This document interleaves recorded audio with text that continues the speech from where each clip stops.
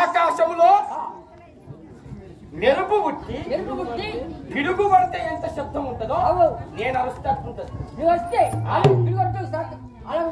అవును, మేటి కోటి రజిత కంఠీరవేంద్రుండను.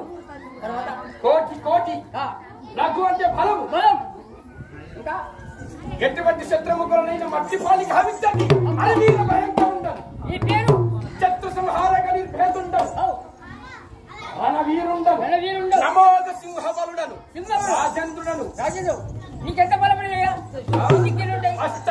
అష్టైశ్వర్య సంసిద్ధుడను, రణవీరుండను.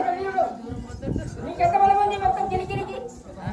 మా పట్టణము కేకయాపురి పట్టణం. కేకయాపురి పట్టణం. అవును. తండ్రి పేరు? మా తండ్రి పేరు కేకయ్య మహారాజ్. కేకయ్య మహారాజ్. మీ తండ్రి? మా తల్లి సుశాంత కేసరి. వారికి జన్మించేవాడు నీ పేరు? అవును. నా తోడ పుట్టిన తోడు ఎవరంటే సుధేష్ణదేవి. మీ అక్క?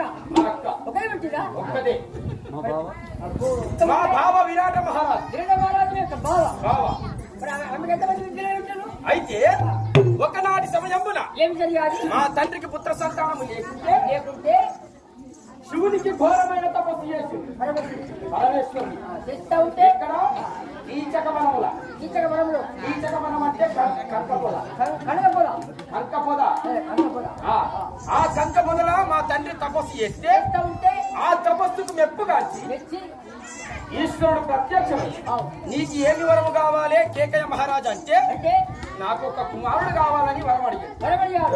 అడిగితే అప్పుడు మహాబల సంపన్నుడు ఈ కేకయ్య రాజ్యాన్ని పరిపాలించినటువంటి వాడు నీకొక్క కుమారుడు లభిస్తాడని చెప్పింది. వరమిస్తే కీచకవనం అంటే కంకబొంగుల పొద.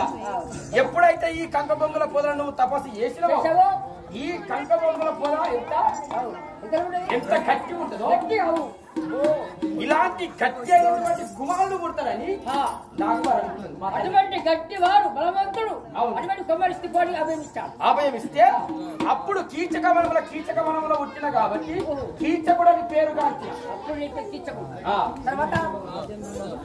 కీచకుడని పేరు కాల్చిన. మరి ఈశ్వరుడు నాకు ఒక వరం ఇచ్చాడు. ఏమిటంటే కీలుకు 1000 సింహాల బలము గలవాలని పేరు కాల్చాడు. కీలికి ఒక 1000 సింహాల బలం. 72 కీళ్ళు. ఈ 72 కీళ్లకు 1000 సింహాల బలము నాది. అంత బలవంతుడు లేవు. అంత నిన్ను మించిన లేడు. అంత మించినటువంటి వాడు లేడు. రాజాంధ్రుడు గండివాడు నీ బుద్ధమంట. కీచక నామధేయులము పరిపాలకుంటారు. అటువంటి వాడు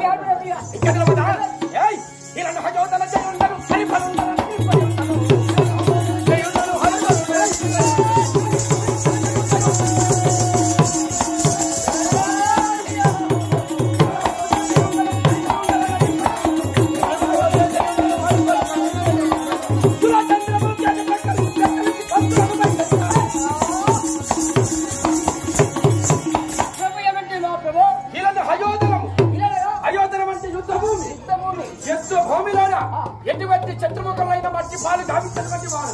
వీరాది వీరుడు బలవంతులు వచ్చా కానీ నీ ముందర ఎవరు సరిసరము కుల చంద్రమ్మల చేత కలిసి బంతుల వాళ్ళు బంధులాగా ఎగుతున్నారు.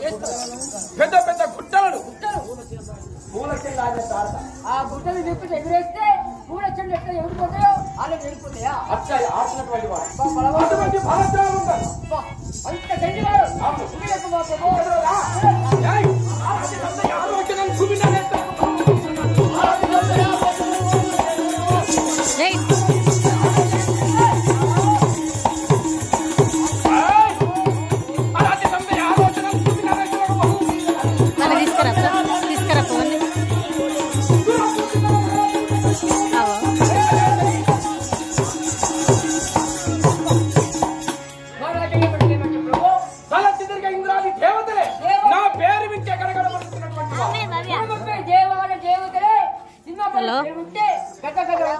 ఏమైంది భవ్య? ఏమైంది అని అడుగుతున్నా. ఏం లేదు, ఆట ఆడుతున్నా. చెప్పు. నేను కూడా ఆడుతున్నా. అరే ఏమైంది భవ్య? పిచ్చి గిట్ల లేచిందా నీకు?